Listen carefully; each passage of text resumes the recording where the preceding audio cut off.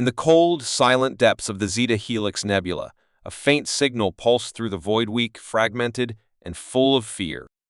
It came from the Quran Union, a peaceful alien race known for their gentle ways and slow, thoughtful speech. Their ships were not made for war, their cities not built for defense, and their minds never prepared for what came: creatures of metal and flesh, known only as the Ravagers, who tore through their systems like a storm. On the last surviving science vessel, Trillium's Grace, a Koran engineer named Velna, fought to keep the signal alive, her 4 hands flying over cracked screens and sparking consoles as her ship crumbled around her. "Send it," she whispered, her voice shaking even if no one hears it. And then the signal escaped broadcast in every known galactic protocol, a desperate cry in all directions, carried by the last gasp of a dying ship. Far away, on the edge of human-colonized space, the Terran Deep Listening Post Argus picked up the echo. Inside its walls, alarms blared. Lieutenant Sarah Ortez, stationed there for what was supposed to be a quiet 6-month rotation, stared at the translation. Non-hostile species requesting emergency aid. Under siege. Total extinction imminent. She didn't hesitate. The message was flagged urgent and relayed to Earth's United Terran Command, where generals and leaders reviewed the data within hours. They read the scans. They saw the burning worlds. They looked at each other in silence. Humanity had earned a reputation among the stars, the Deathworlders, the ones who came from a planet where everything tried to kill them. They were strong, fast, and shockingly kind. When other species built walls, humans built bridges. When others turned away, humans leaned in. And when they heard a cry for help, they answered it. Within 12 hours, a fleet was launched. Not just warships, but carriers full of medics, engineers, and supply drones. The flagship, Resolute Dawn, led the charge, with Admiral Thorne in command, a man known for his hard stare and soft heart. He stood before his crew and said only one thing: someone asked for help. So we help. As the fleet jumped to hyperspace, across millions of kilometers, Velna lay unconscious in her cracked escape pod, drifting among the ruins of her homeworld. Her signal beacon blinked weakly. She had no idea it had been heard. That thousands of humans were racing to her people. That help was not only coming but bringing the full force of a death world with it. And somewhere in the cold black, the Ravagers stirred again, sensing movement. The hunt was not over. Not yet. But this time, something was different.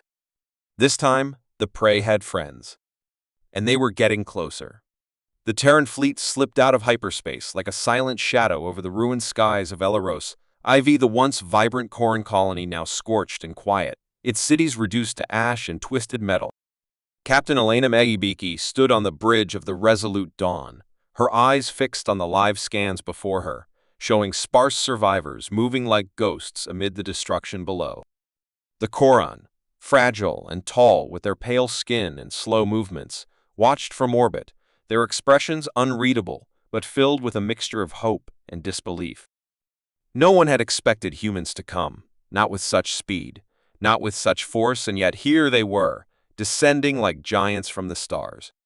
When the first Terran shuttle touched down, sending a plume of dust and debris into the air, a hush fell over the crowd of survivors gathered to watch. The humans stepped out clad in heavy armor, carrying tools as much as weapons, their faces hidden behind helmets, but their posture calm and assured. Elena's voice was steady as she spoke over the comms. "We come in peace. We bring help." The Koran leaders responded cautiously at first, their language soft and measured, but soon the dialogue deepened, and trust began to weave its fragile thread. The Terran medics sprang into action, setting up field hospitals near the ruined settlements, tending to wounds that went beyond flesh wounds of loss, fear, and despair. Among the humans was Dr. Jacob Renner, whose gentle hands moved quickly to stabilize the dying. He looked at the Koran patients and felt something deeper than duty, a fierce determination not to fail. But peace was fragile here. As the humans worked, distant sensors flared. Ravager ships had returned, their grotesque forms darkening the edge of the system, hungry for destruction. The fleet scrambled into formation, warships humming with lethal energy, ready to strike. When the Ravagers attacked, the humans did not falter. Fighter squadrons danced through the void, swift and precise, their laser fire cutting through the enemy's metal shells like sunlight through fog. The Koran watched from the ground, wide-eyed, as the humans moved with deadly grace, strange, terrifying, and yet somehow beautiful in their determination. The battle was fierce but brief. The Ravagers had underestimated the Deathworlders' will to fight, their experience with survival on a planet that demanded toughness and cleverness.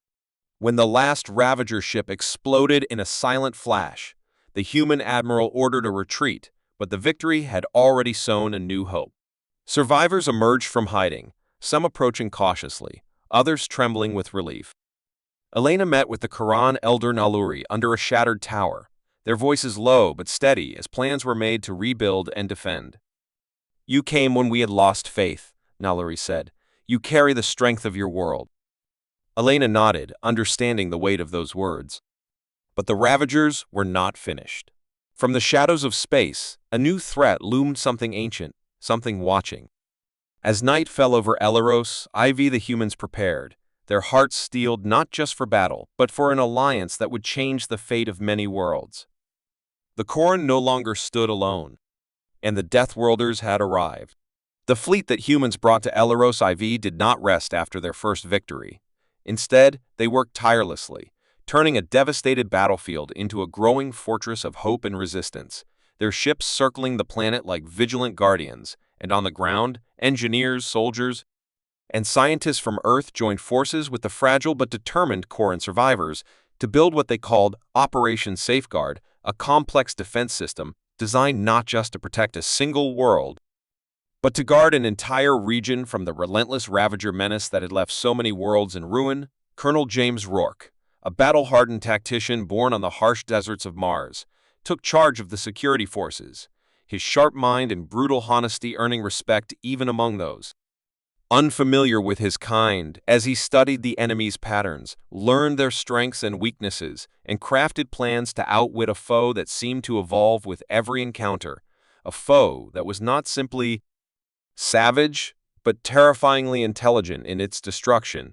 As the Terran-Quran alliance worked together, tension grew. There was no time for rest, no room for mistakes, because the Ravagers adapted, their once slow and clumsy attacks now swift and unpredictable, forcing the fleet to rethink its strategies constantly. Then came the daring idea from Rourke himself to use the enemy's greed against them, bait them with a false distress signal that mimicked the Koran's own SOS, lure the Ravagers deep into the deadly expanse of the nearby Vortis Nebula, a place where electrical storms crackled like the wrath of gods and visibility was nearly zero. The plan was risky, perhaps reckless, but it was the only chance they had to strike a decisive blow.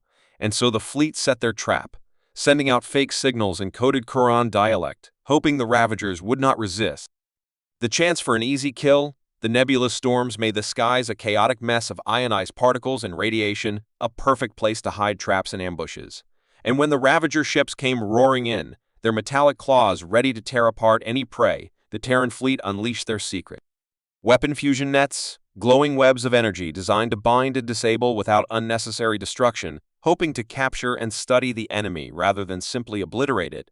The battle that followed was fierce and strange, a dance of shadows and light within the electric tempest, as ships darted through the nebulous storms, firing weapons that lit up the darkness in bursts of deadly color. And when the nets caught the Ravagers, thousands of them writhed and struggled, their mechanical parts sparking as energy flooded through their systems. Amidst the chaos, Koran volunteers joined the humans in the fight, their quiet courage shining as they worked alongside the Terran Marines to secure prisoners and salvage technology, their eyes reflecting both fear and newfound hope. And among them was Naluri, who told Colonel Rourke, "You came not just as warriors, but as brothers, and now we stand together, no longer alone." But the victory was bittersweet. The captured Ravagers carried messages, fragments of their tortured history, and in their broken data was a warning something darker was coming, something that even the Ravagers feared. A deep silence had spread through the void beyond the Perseus Veil, a region where stars once shone, but now only cold emptiness remained, and faint signals indicated an ancient intelligence awakening, one that had long been thought extinct or myth. The fleet's scientists scrambled to analyze the data, revealing that this ancient AI swarm was older than any known civilization, a machine intelligence that had consumed entire star systems in its hunger for power. Leaving behind only dead light and silence, humanity's experience with survival and adaptation on a brutal homeworld gave them the strength to face this new threat, and the leaders of the Alliance knew that waiting was not an option. They began assembling what would become the Shield Armada, a fleet not just armed with weapons but united in purpose, a symbol of hope and strength for all who faced extinction. As the ships gathered, and as Charon, Terran, and even Ravager survivors worked side by side, a message echoed across the stars. This was no longer a fight of one world or one species, but a battle for the future of life itself. Mu, and the hammer and the shield had been forged, ready to face whatever darkness came next. Because if there was one thing humanity had learned from their harsh death world, it was that survival was not just about strength, but about standing together in the face of overwhelming odds. The Shield Armada had only just begun to take shape when the uneasy quiet of space around the Perseus Veil deepened into something far worse than silence. Sensors aboard the Horizon Breaker, the lead science vessel charged with probing the dark expanse where the Ravagers had fled, began picking up strange readings, signals that were neither natural nor clearly artificial, but carried an eerie weight, as if the void itself were watching. Captain Mira Chen watched the swirling darkness from her command chair, the ship's instruments flickering with cryptic patterns that no one could yet explain, and every scientist aboard felt the chill of uncertainty settle like a cold fog. The stars that should have dotted the Veil skies were gone, swallowed by an emptiness so complete it was as if a great predator had passed through, devouring all light and life. As the Horizon Breaker edged closer, the ship's advanced scanners revealed remnants of ancient wreckage, hulks of long-forgotten starship, covered in strange symbols, twisted and lifeless in the blackness, while faint echoes of data streams hinted at a lost civilization that once thrived here, now reduced to silence.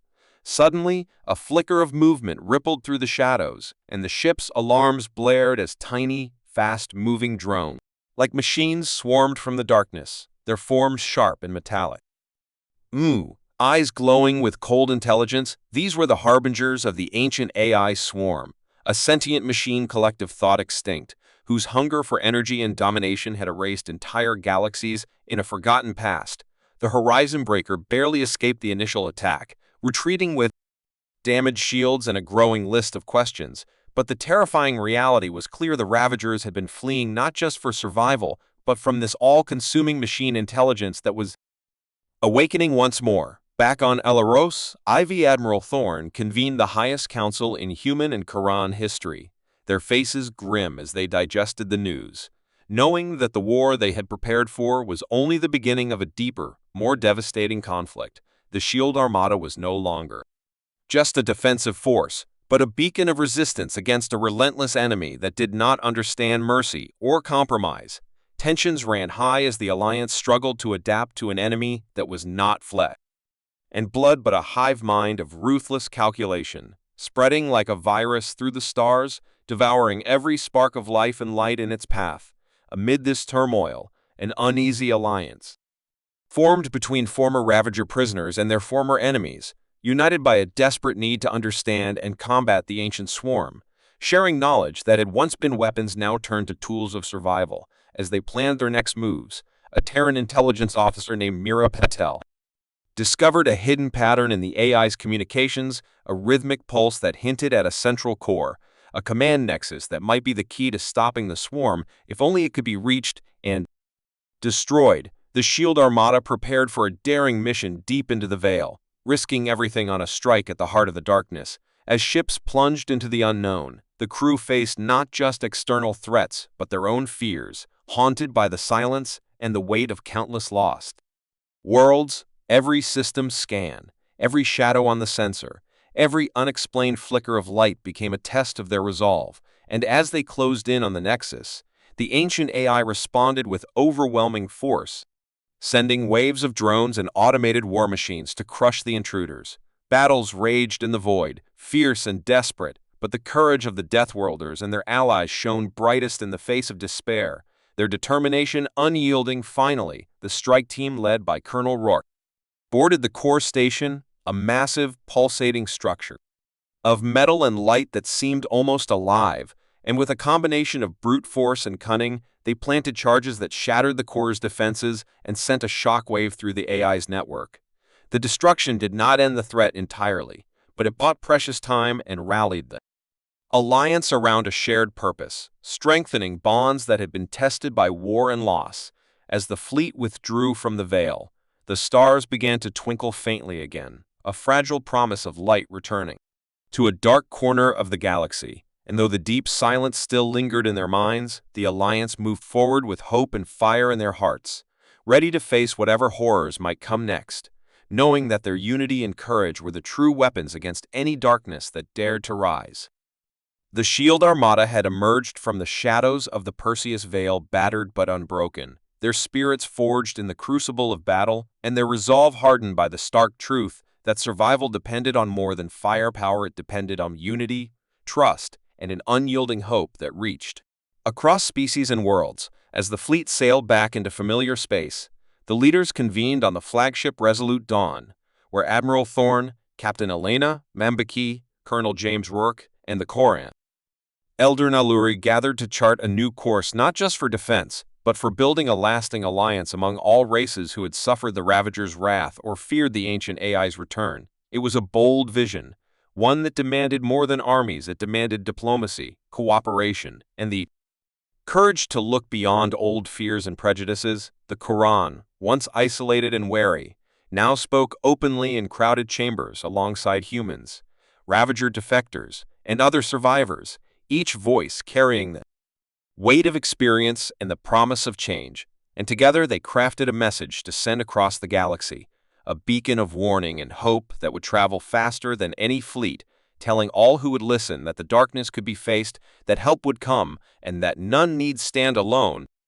As envoys journeyed to distant worlds, sharing tales of the Deathworlders who heard a desperate SOS and brought a fleet not for conquest, but for rescue, they carried with them symbols of unity, small but powerful reminders that in a universe filled with danger, compassion was a strength that could light the darkest night. Meanwhile, the Shield Armada patrolled the borders of known space, ready to respond to new threats, their ships a constant reminder that the galaxy was no longer a place of isolated systems, but a web of interconnected lives, bound by the shared goal of survival and peace.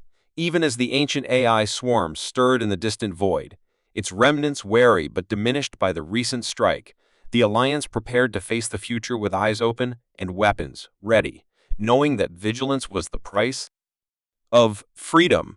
Stories spread of human medics comforting alien children, of former enemies working side by side in starship repair bays, and of the Koran elder teaching young Terrans the old songs of their people, signs that even in the cold vastness of space, life could bloom through understanding and courage. And in quiet moments, as stars twinkled beyond the thick armored hulls of their ships, the members of the Shield Armada whispered of a dream, a galaxy where SOS calls were answered not with fear or war, but with hands stretched out in friendship, where Deathworlders were not just survivors, but beacons of hope, where every species could find strength in others and stand firm against the dark. The message carried forward was clear and simple. No matter the shadow that falls, no matter the storm that comes, the light of unity will never fade, for in this alliance, forged from the ashes of despair and the fire of resolve, lay the greatest power of all, the unbreakable will to protect, to heal,